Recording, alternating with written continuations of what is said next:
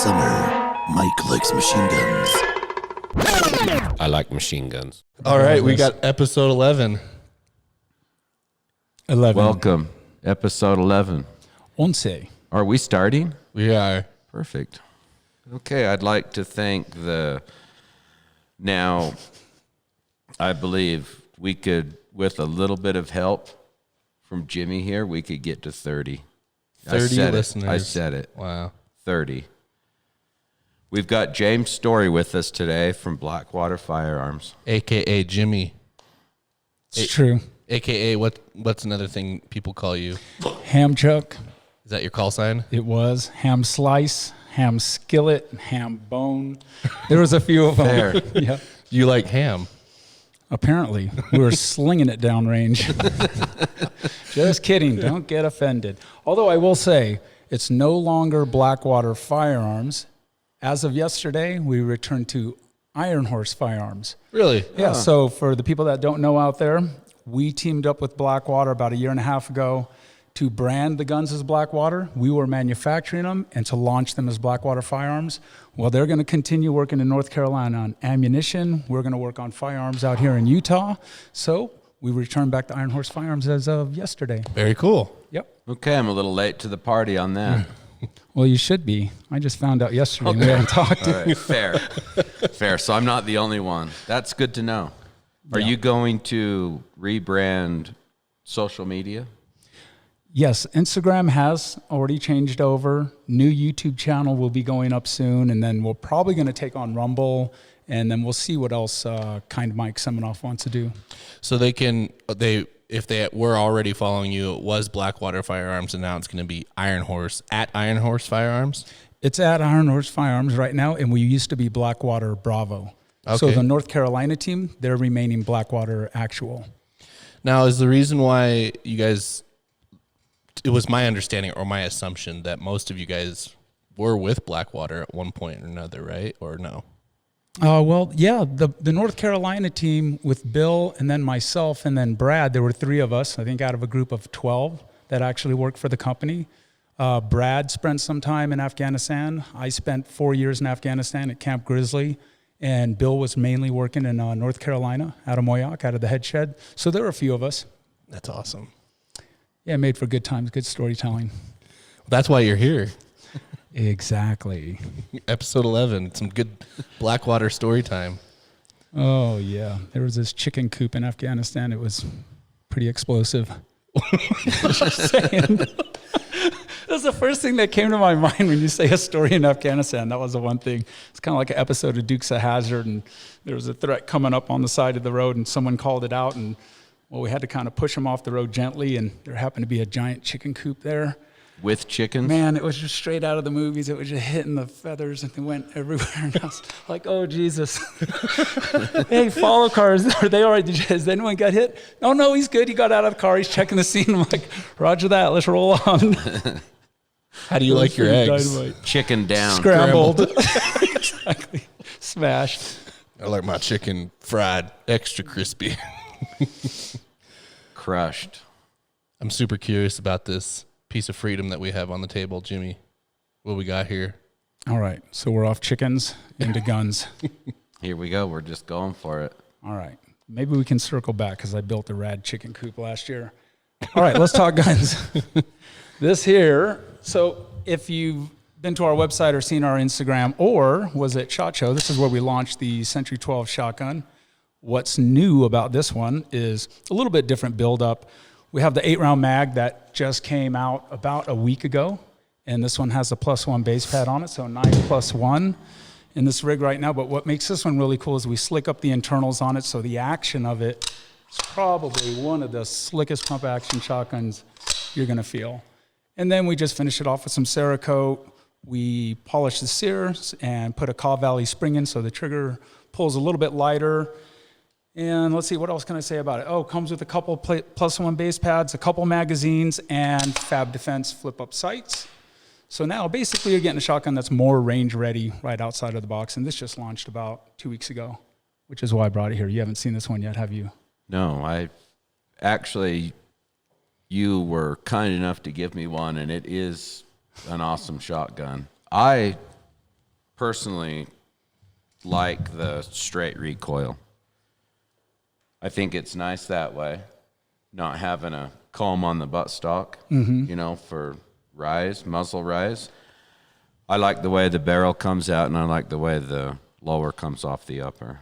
It's more of similar to shooting an AR-15. Correct. So put a higher, you know, sight on here, and then your ambi controls are very similar to AR-15 mag releases where the AR-15 would be. So the learning curve's supposedly shortened. If you can run an AR-15, this will feel pretty comfortable for you. But that's right. I came by when we loaded ammo, and you got a black one, which was the first one we actually cut up. And it has everything this one has except for different sights, and it wasn't Cerakoted. So you do have straight black. You have the initial prototype, the one that we built, which is what this turned into. Can I touch Very and nice. feel Pretty it? cool, huh? Yes, very cool. Absolutely. Touch Oh, and feel. so light. Well, intuitive to AR-15 is genius for training. That's what the engineers thought, and Troy, when they were designing it. Why reinvent the wheel? And the it's comfortable grip on for this. people. Well, and Doesn't it feel sure, Rich? Makes you want to. I'm a big shotgun fan, so he Oh, is a good. big shotgun Yeah. fan. Oh, good. you're talking to the right guy. All Shotgun guy, as it were. Yeah. So you guys are doing a lot of innovating right now. For those who do not know about your new trigger system, which everyone that listens to us should know, but do you want to grab that right over there, that rifle? Oh, here it comes. Let's talk about this thing. Well, Don't look so depressed. oh, I'm not depressed. This is my happy look. What are you talking about? Oh, here we go. Anyway. He's if- like, it's not 50 BMG. God damn it. If you haven't fired this and you're listening, looking at it, thinking that it's Yeah, odd, what is it? I will tell you this. You pretty much do not have the ability to pull a shot with it. No matter how aggressively you push your thumb down, it's very easy to shoot very well.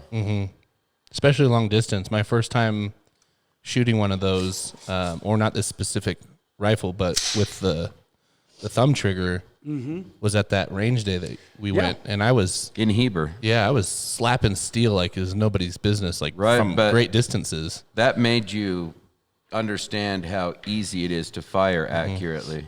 I would say that it's a similar feeling, right? In here, you don't have the recoil. This is the only difference. I feel like it was the recoil and obviously the size of the round, but it's like you said, it's just you touch it like you're hitting a button. Correct. And then down goes the round. Oh, you're right. If you want to say that, this thing's thumb fired. Yeah. It is. That's where the idea actually came from. Seriously? And to put it all together for anyone watching that hasn't really wrapped their head around it, because this happened at SHOT Show a lot.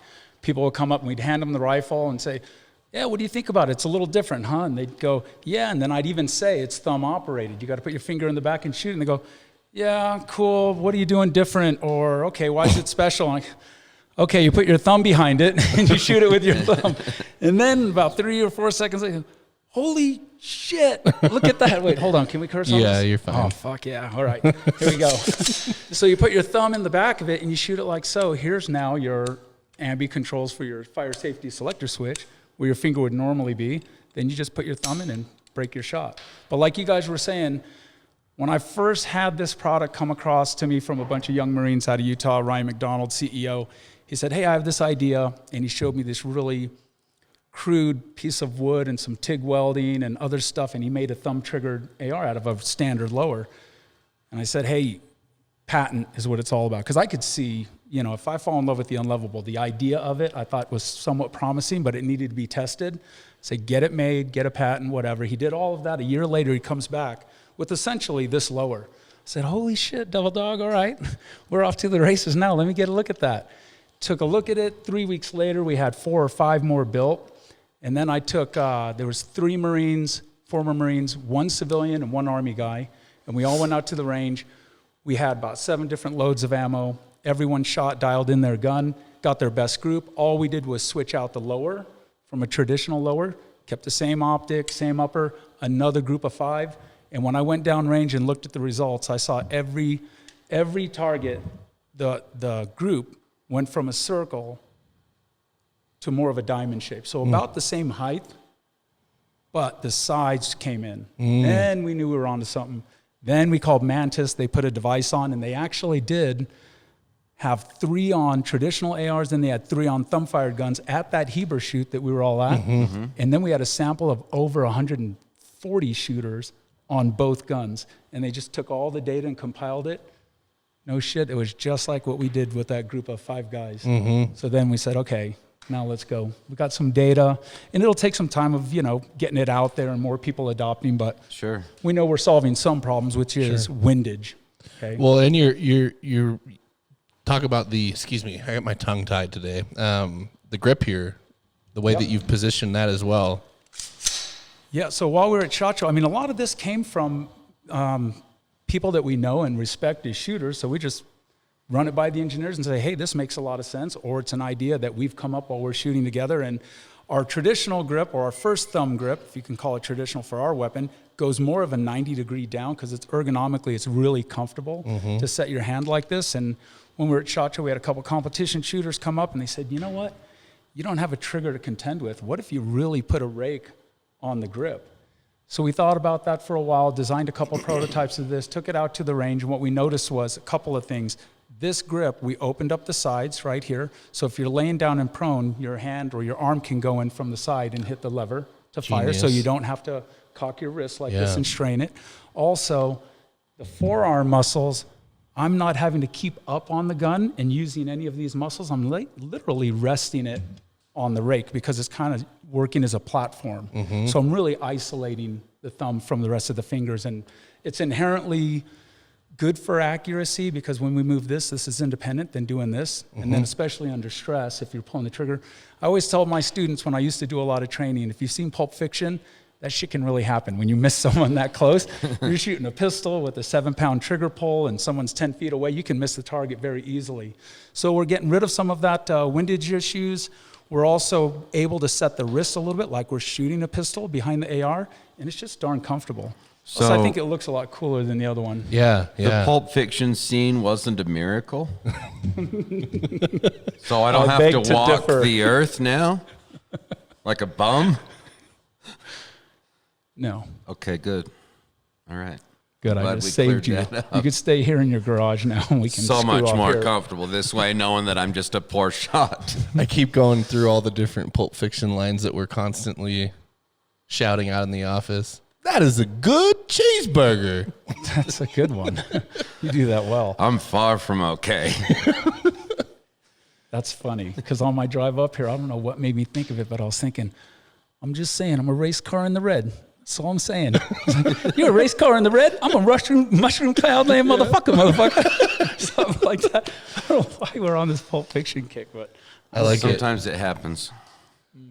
It's classic American culture. Yeah. it should be. Yep. Probably my favorite post is the one that Mike did, and we actually reshared it recently on our feed, and he had the Mac with the Sonics can in the bathroom. You wouldn't want to leave that in your kitchen, something like that. Oh. What you said. Brilliant. Yeah, it was pretty good. I did that when I had I think I had 1,000 followers and it got 2,500 likes.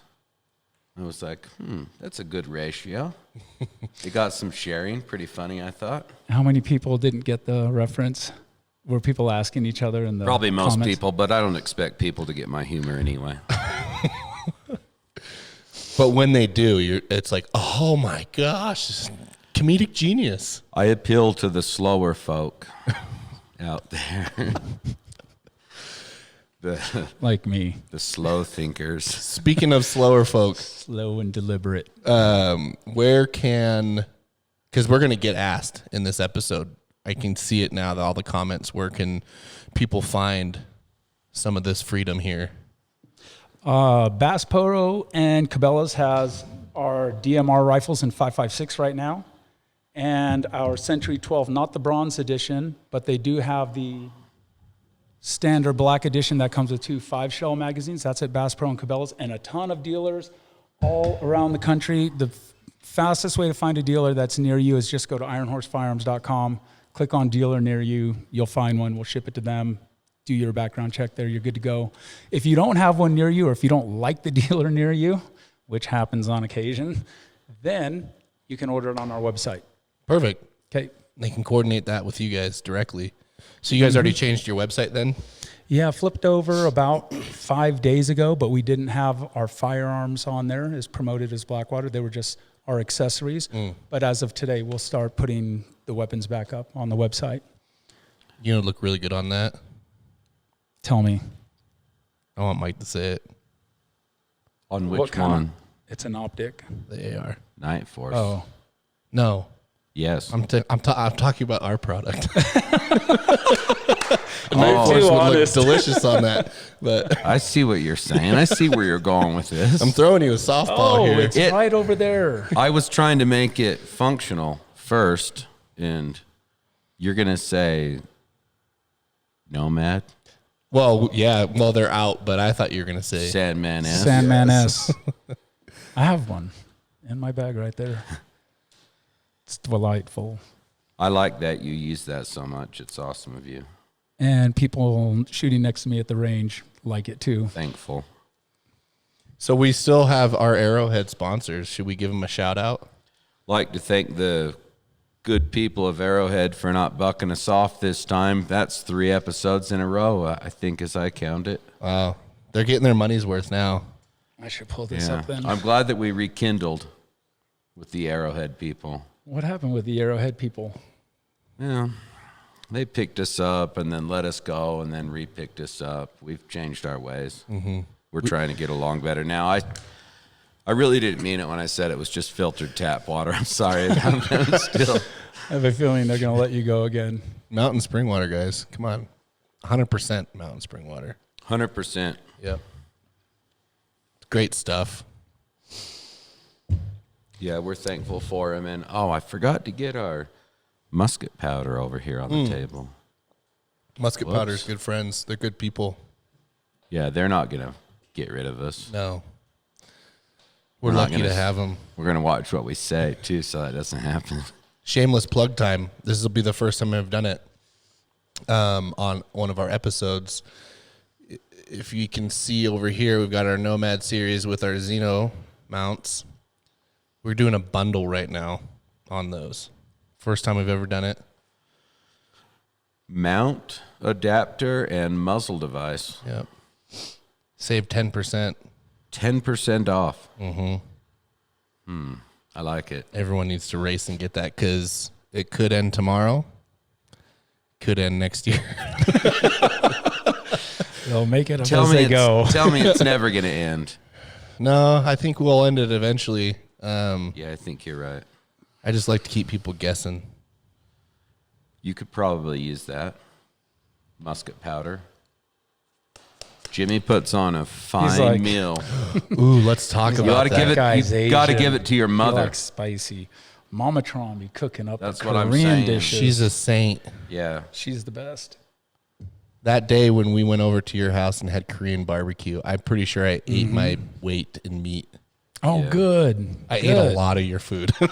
Good. I'm glad. Because some people that haven't had, some of that type of food get a little sketchy and they just don't eat it. Their taste buds are telling them they want it, but they don't know exactly what's going on. So they get a little reserved. So I'm glad you went all in. I'm pretty cultured, I'd like to think. I've hurt myself at Jimmy's house with the food a couple times. That was by design. Yeah. Good. It worked. Jimmy has Barbecue season's coming up. he has a pull-up bar in his backyard, and I remember your team there. You guys were competing to see how many pull-ups you could do. Yeah. Seems like 20 something. Silly marine Is stuff. that a good number? 20 is a good number. Yeah. I mean, it's not bad. I can't do that, but I'd like to be able to. It's a decent number. I thought you got in right the near military. 20. Like 17 or 18. Fair. Then I quit because that was the leading number. So I got off the Why would bar. you do more? Yep. Well, that's kind of home court advantage when you have a pull-up bar in the backyard. we figure you probably do some now and then. When I first put it up, yep, I had great dreams about that. I said, I told my wife, baby, I'm going to be fucking jacked because I love my pull-up game. Yeah. Put the bar up for 1 month, hitting it hard. Haven't touched it in like 9 months. Like, it's too cold out, even at 70 degrees. It's too cold. It's bad weather. It is bad weather. Yeah. But when the weather gets nice again, I'll get on the pull-up bar because I think if I can continue to do a few pull-ups every now and then, I'll kind of, put the brakes on this aging thing because. You need to listen to more David Goggins. Oh, dude, I saw him speak at the Patriot Talk, whatever, about 6 years ago here downtown. Yeah, him and Chris Kyle's wife and Marcus Luttrell spoke there. Awesome. Yeah. What an awesome opportunity. Oh, he was awesome. Yep. Yeah. He's one of those guys that doesn't matter what the weather is. What is he? He says taking souls. He'll just get out there and he held the world record for pull-ups in one like a 24-hour period. It was like some crazy number. Couple thousand or something. I think it was like 4,000. Yeah, it's crazy. Yeah, God that bless guy's an animal. Just like Mike. Yeah, thanks, but no thanks on that. You can be as sculpted as you want, but one day out in the woods logging with Mike, guarantee you're going to be sore for at least 2 days. Mm-hmm. I did it once. It was all day. It was awesome. Yeah.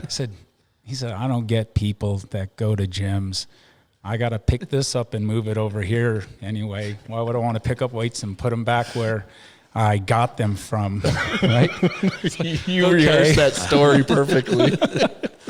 Yeah, you do. That is actually the way I feel, 100%. Oh, that wasn't that. No, I don't need to rehearse any stories. I've heard so many stories from Mike that are funny, and so have our guys. But the one where the first time I ever met him, did I ever tell you that story? No, but these are the best stories. I have some friends in the gun industry here in Utah, and they said, you got to meet Mike Pappas. Oh, you're going to love him. He's great. Oh, Mike Pappas is a man. Yeah, dead air. He's great. I said, oh, yeah, introduce us sometime. We'll be at this event, blah, blah, blah. We hadn't met yet. So I'm at a gun out in Sandy. What's it called? Anyway, the one that... Gun vault. Gun vault. Yep, it was a gun vault. And I'm picking up some holsters. I just got done working out somewhere in a hoodie, and they like catch me, fuck me, nylon shorts, the short ones. Those are Mike's favorites. So I'm talking to this dude, picking up my holsters, and he's behind me, and I don't know who you were with, but he's with some other gentleman, and I hear, like, and he's, right, stares at me. I go, all right, I like him. Dude, what the fuck? Dude, we're like, that's so... He looks clean. I'm like, dude, why are you sweating me? I don't even know who the hell you are. But it was kind of funny, so I wasn't like offended. Yeah. I was like, he's got a really dry sense of humor, but I don't even know this dude. I'm like, do I know you? He goes, I'm sorry. I didn't mean to offend you. I was like, all right. Well, I'm discombobulated now because this dude's so dry. Then I leave, and then someone says, yeah, blah, blah, blah. Or I talked to the guy that I was talking to that worked there. He goes, yeah, that was Mike Pappas behind you. I go, oh, that asshole is Mike Pappas? No way. Oh, shit. So, yeah, it all worked out. And then 3 years later or 4 years later, then we actually, met officially. Well, we met and we're introduced, and Jimmy's like, we've met before. And I was like, whoa. Did I say anything? He did. He goes, like, I'm sorry. Weird when we met. Like, if I did, I just want to apologize now. And then Jimmy told me the story, and I'd kind of forgotten about it. But I think I probably just decided to make you feel uncomfortable because of your dress. Because you were making him feel uncomfortable. So Mike was like, you're in my dojo right now. This one seems interesting. Let's go make communication with it. Oh, goodness. Oh. We didn't get a lot of people in silky shorts. Can you give the mic a Sure. Oh. There's a difference when I do it and when Mike does it. I know. It resonates. It pierces your soul. But then I like to think that we got past that little shorts incident and have moved on and become friendly since then. Indeed. Agreed, we have. I love it. It's still a great story. That's a really believe good. it. I think, Mike, you're the king of first impressions. Because every one of them, every story like this, it's got its own unique flavor about it. What I need to learn to do is just shut up. No. But I can't. Don't ever change. Oh, gosh. Oh, well. So, Jimmy, let's talk about pre-Blackwater. Share as much as you want, but I'm curious to hear how you ventured your way into this part of the firearms world and what you did before. And I know our audience is probably curious as well. You did mention earlier you served with Blackwater for a little bit. You want to expand on that? Yeah, sure. So to the best of my recollection, the gun and the military thing started with my dad was in 4 wars, from World War II all the way up to Vietnam and Korea. World War II, Korea, Vietnam, and I'm not sure what other it's 3 of them, sorry. 3 of them. He passed away some years ago, and we were raised around firearms and grew up shooting and having a respect for firearms and all of that stuff. So I had kind of an idea that I wanted to join the military. It seemed very physical, and I was not in the shape to try to go to college. My wonderful Korean mother was, Jimmy, I'll buy you whatever you want. Don't join the Marine Corps. You can just go to college, right? Yes. You're going to become an engineer or something. And I wasn't having. I'm like, I'm just going to waste your money, Mom. It's just going to be a party and it'll be crazy. But growing up without my dad around, because he passed away when I was young, I think just looking for that kind of father figure, mentor, or rite of passage, maybe, because we're kind of missing that in this country, especially. Agreed.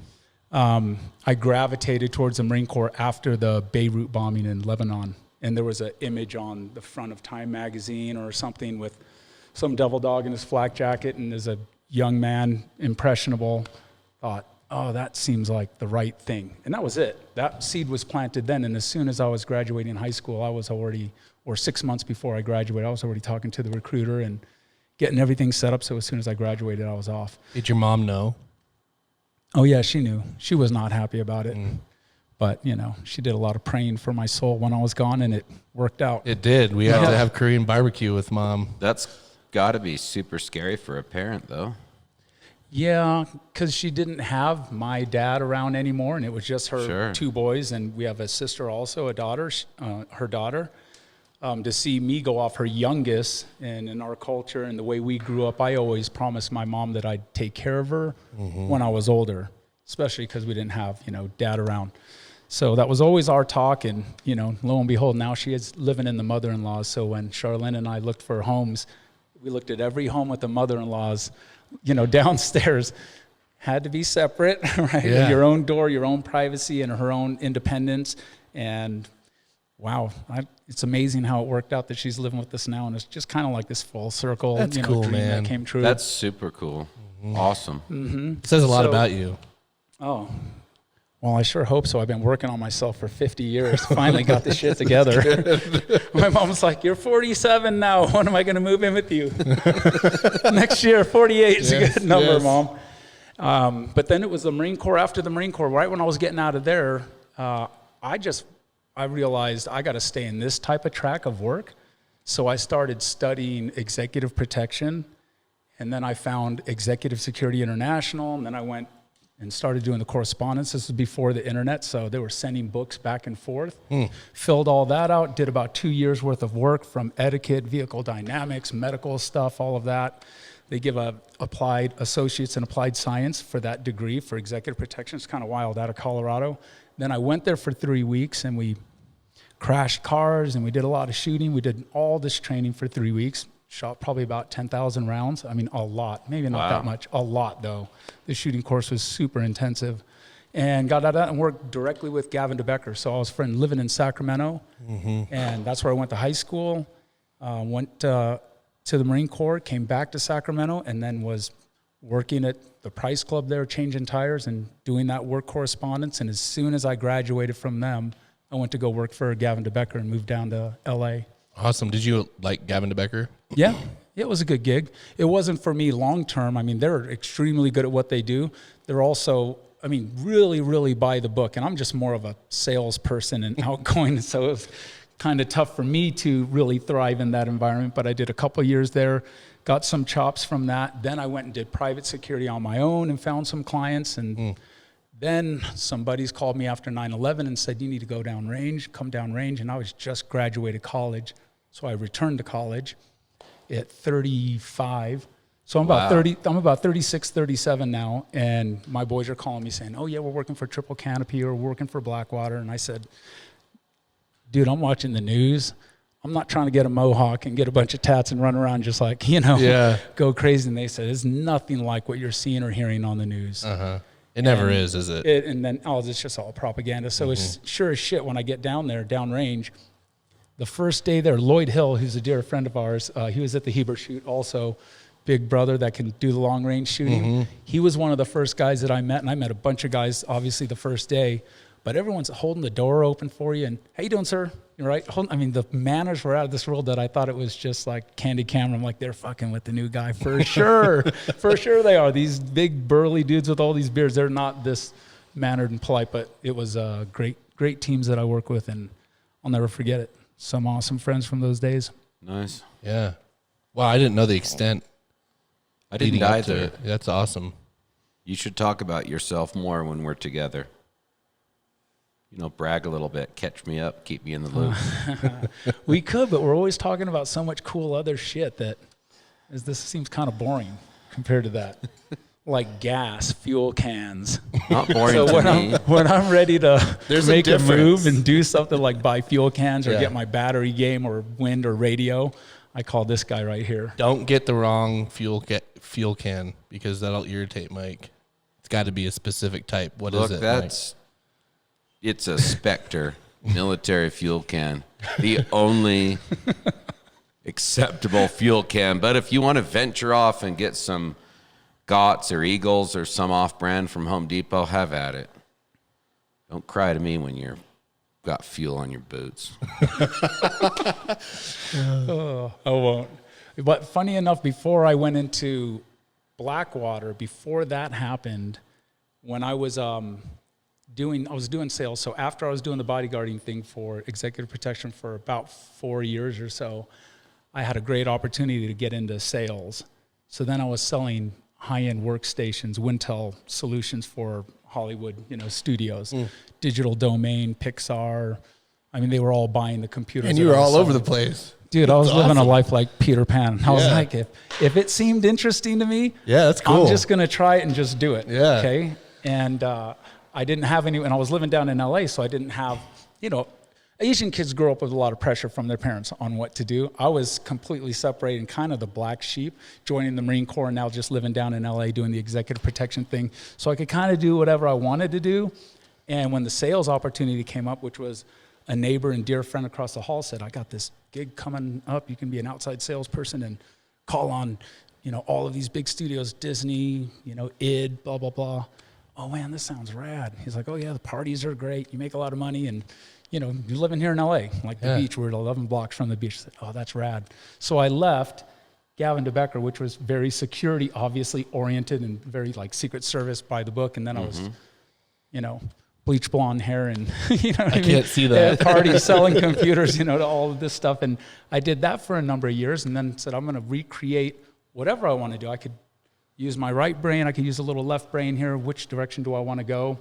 And I decided to kind of reset my whole chi and my thinking and whatever I thought I was supposed to do or what I was good at was what my direction and my destiny. And I bought a plane ticket and I went to came into France and then went right to Saint Jean Pied de Port and walked the El Camino de Santiago for 800 miles all the way to the end of Finisterre, Spain. What? And I wasn't expecting that, dude. I recommend that to anyone, especially an 800-mile walk. Yeah, there's 2 things. 800 miles. 800. But how long did it take you? Hold on. You walked 800 miles. Dude, it was awesome. Yes, I walked 800 miles. So How long does it take one to it walk? took me 29 days to do that. Well, I thought it would be some years. You could totally hang with the apostles in the Bible. They just walked everywhere. I think it was 790 actually. I don't want to That's still cheat about it. Goodness. But that was Why didn't you that run was it? a life. Well, I did run a lot of it. That's how I did it so quickly.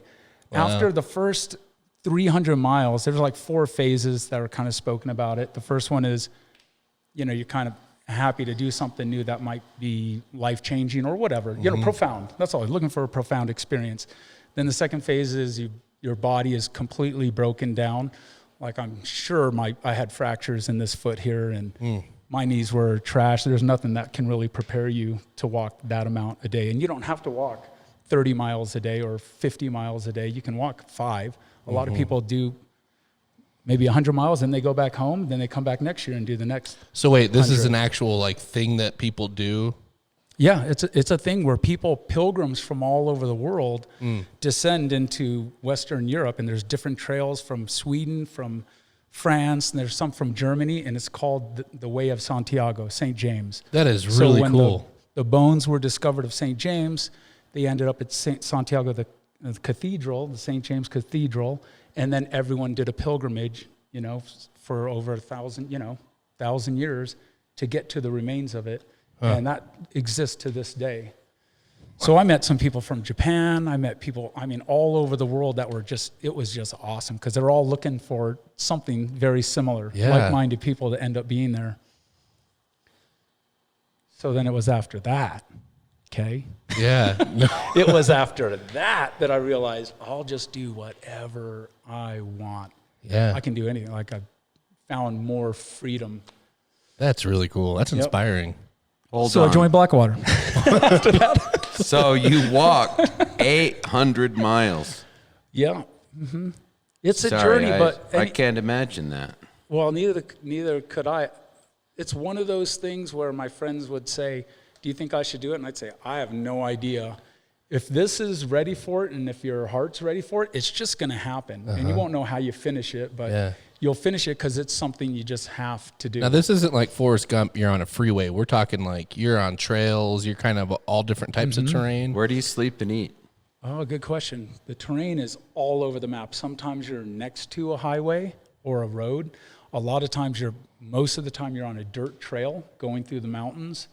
And a lot of it, you can kind of get lost because the path isn't some of the vegetation grows back so quick. And sometimes there's forks and people will leave stone, towers that they've built to kind of show you the way. It's pretty awesome. Did you leave your mark ever on it, any part of the trail? I built a couple of them because Nice. I've gotten lost a few times. Said, "Damn, I'm going to go back and help someone out." I just went the wrong way for 40 minutes or an hour or so. But on the trail, I'd say a minimum of 6 miles, all the way up to about 15 miles. There's always a different stop, and the stops it's not organized. It's not like a company, that owns it. It could be someone that converted their motel into an albergue, which is a hostel essentially for pilgrims. Airbnb? I hope not today. I did this back in 2000. Yeah. So I hope not. I don't know how commercial or what's turned into it like most things do, but back then it was kind of unheard of. And then you stay at cathedrals with nuns, and then the next time you're at another hostel, and it's just people from all over doing their laundry, eating together, communal dinners every night. Cool. Not like here where you can order whatever. Tonight's meal is this fish and a salad and olives for €1. And it's awesome. super inexpensive too, because they want to make it, doable for people that are on a journey. Okay. So you want to do it? No. I do. I'm all about it. Rich is down. Yeah. I don't show you think my pictures. soul needs that. I'm not searching. Oh yeah, good for you. You should call it a you don't hike. need it. I feel like it's more of a hike than a walk. I don't know. When I hear walk, I think I'm taking my kids out for a walk. Yeah. You hiked 800 miles. It's too late in the game for me. My direction's already been set. My race is almost finished. You don't say good that. For you. Well, it's not. It has to be appealing to you. If if you don't love the idea, there's no way you're going to walk 100 miles, right? Well, I wouldn't or even do it. 5 you miles. Couldn't make me do it. Exactly. It's too much. I don't even no want amount of money that would make you do it. Look, driving 800 miles is a horrific thought for me. I can't imagine walking it. I have to mentally prep and get some ambition to get from the couch to the fridge. So going all the way like to the mailbox or whatever is like a big deal to me. I bet you saw some cool shit. Like Europe, I've been to Europe. I've been all over. I've covered a good amount of the, I've been to Switzerland, Germany, Italy, France, Belgium. Pretty cool places to visit. Every place is, different in its own way and unique, but walking it's got to be such a crazy, that experience alone. That's got to give you time to look around. Mm-hmm. I'm hoping to return and do it one more time, and that would be it. And I'd like to do that with my wife now. Oh, that's cool. Just because there were so many times on the trail that it was so damn magical or beautiful. You want to share it. Yeah, and I'd look around for a stranger and go, dude, or hey, come over here. How rad is this? And so many times I was just alone in those moments. Said, oh, one day, I'm glad I did it alone, but one day I'm going to do this with someone else to share it with. So how long do you think you'd plan to do it with the missus? 2 months? Yeah, probably 2 months. Yeah, I'd say 2 months. She could do 2 months. The funny thing is if you think about walking 20 miles and how sucky that is, by the time you're halfway through this journey, your body is so freaking built up for walking. Mm-hmm. You're a walking, jogging, running machine. Mm-hmm. Your breathing gets into this crazy rhythmic state. It's like doing yoga for 12 hours a day or a breathing exercise. Your cartilage, your knees, your body is completely detoxed because all you're drinking is the best water, like Arrowhead, We just got our next episode sponsored. The best water on the planet, and you're sweating all day. So the detox was incredible. And then trippy shit starts happening. Yeah. Like the people you meet on there. Like I was going through this goat path one time. This is funny. This is like Mike Seminoff and the way our conversations go. So we go out. Do you know Mike Seminoff? Yeah. You know him. Yeah, he's great. Talented photographer. Mike. Oh, he's awesome.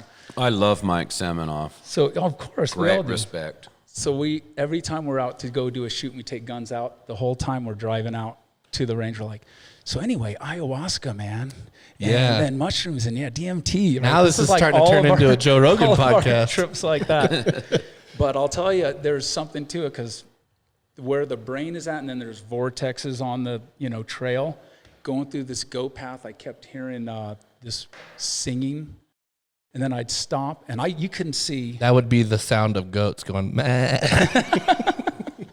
Not quite. This is real singing. That's man. cool. Like a really cool angelic voice, and the path would change every 5 or 6 feet, and these types of whatever the vegetation, this type of tree, the skinny green ones, the spires, they were just going through like this. And this was about 6 miles of going through the trail. Huh. And then I heard the singing again. Then I stopped. And then there was nothing. Huh. Anyway, I get out of this trail and I start running up this mountain. And there's this woman in front of me, and she's singing this song. And she must have been about 6 miles ahead of me. Wow. And her and I connected and had the deepest conversations about God and existence and everything. She was telling me, I know why you're here, and this and that. And it's like not just the cliche stuff like it's a fresh start or this and that. Yeah. She was like, you used to party a lot. Your mom's disappointed. She was going deep. I was like, what the hell is going on here? And the weird thing about that was before that, I met this other gentleman. So everyone is just connecting in this super you got to paint awesome a picture. way. Was she pretty? No, she was, she's beautiful, but she was 65 and she was, the older. Old soul, beautiful old soul. Like Dan Millman's, the Peaceful Warrior book, cool. like Socrates, but the female version. But I met this dude and we had this, only 2 minutes we were talking. He goes, I know why I met you. And this happened a lot on there. I know why I met you. Okay? Come with me. And he introduced me to her. And then we had that major long conversation. Yeah. And then it was the next day I was going through the goat path. because she had left before me, hours before me, and I woke up later, and I said, I got to catch up to her and connect. That was her singing in the goat path. Wow. And then I caught up with her like an hour later. And then she started talking about the alchemist and all this. It was just that is deep. It was so rad. So the point is, this is all going somewhere.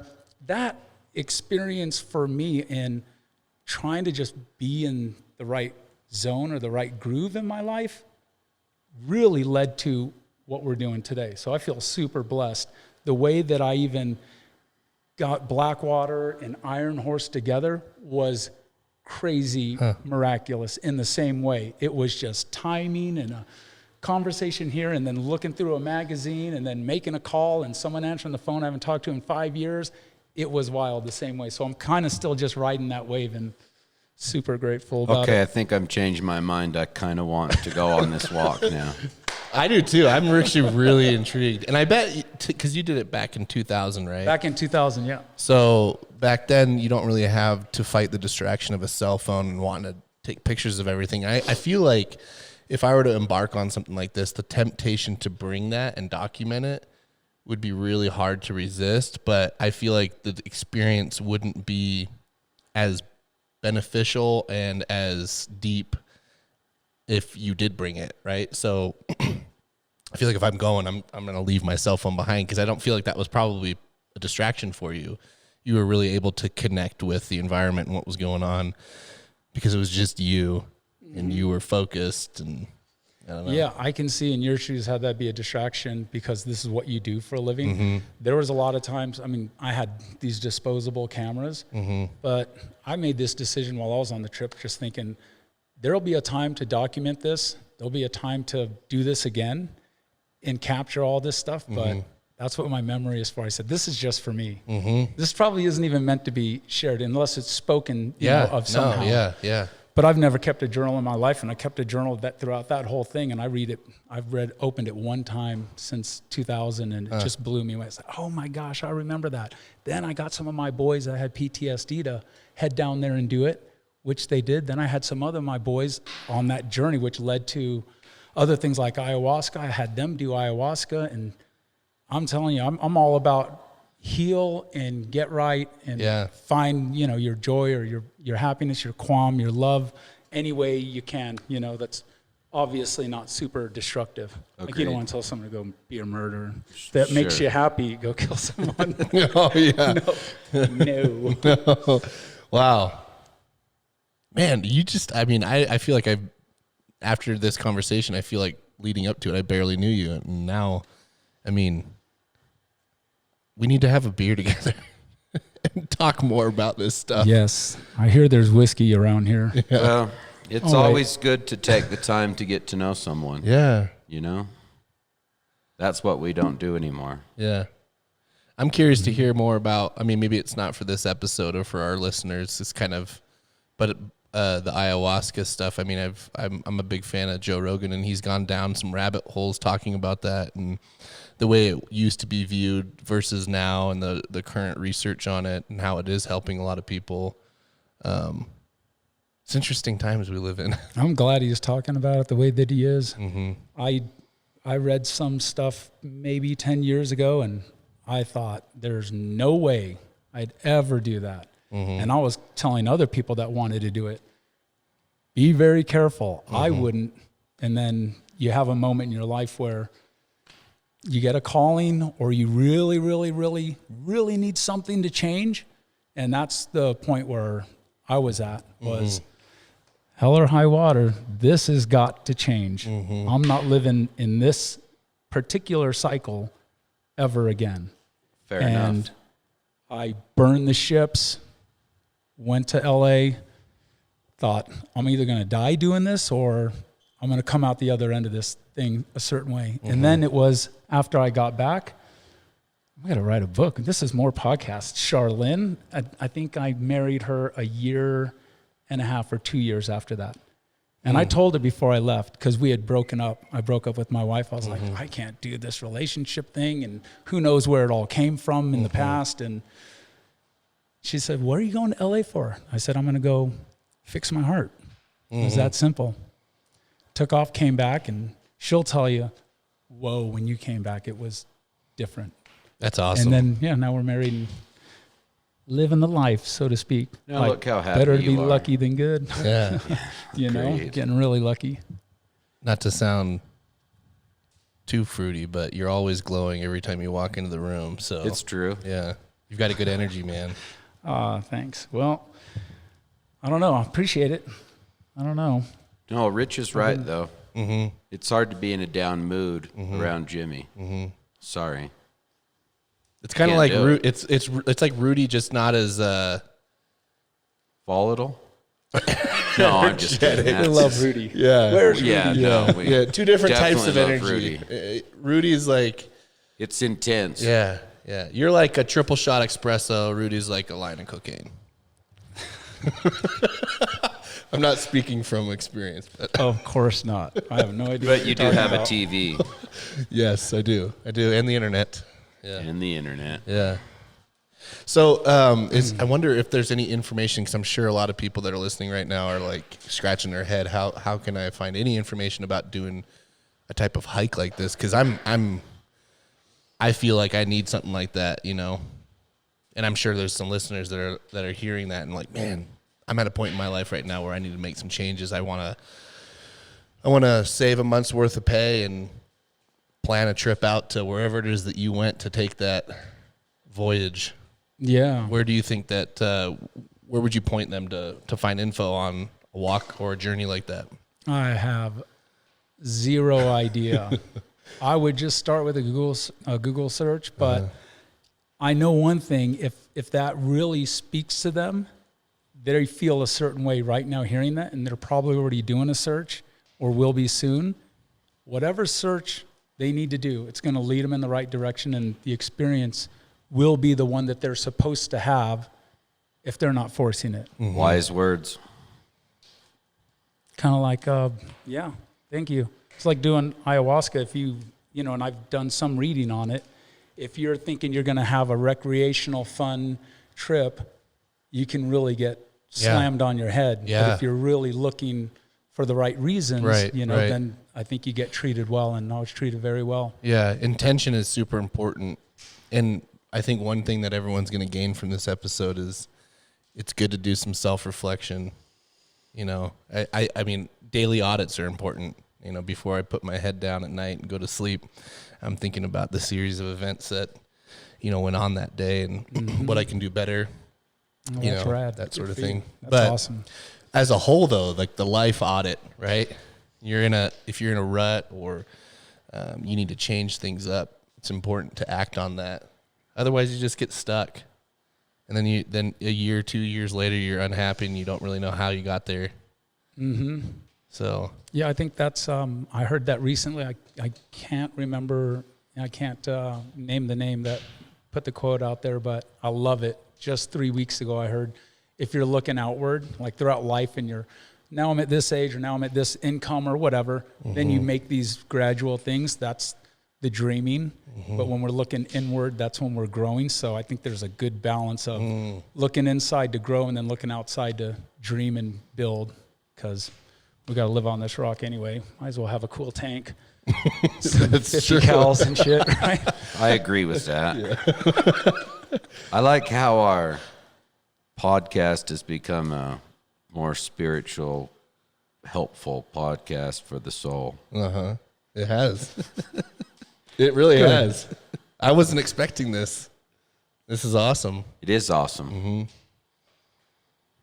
Oh, cool. I can see your aura right now. That's more of a joke, but that's the earth muffin in me. I always say that to my friends because my mom was super hippie, earth muffin, fruit of the earth. She's okay with guns, just to throw it out there.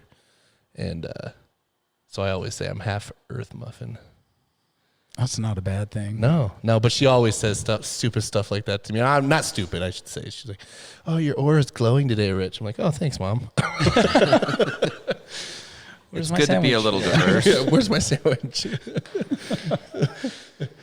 Yeah, moms are awesome.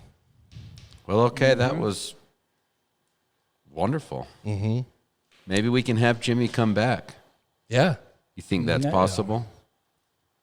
As long as there's not a blizzard that I had to drive through like this going on again. Everyone Yeah, knows no. I cancel for nothing. Let's do it in the summer or the Oh, fall, yeah. early fall. Let's do it. Right before or after one of our epic barbecues. How do you feel about that? I'd like to do it during a barbecue, but it would be We crazy. It would be. Some more could. Korean barbecue, please.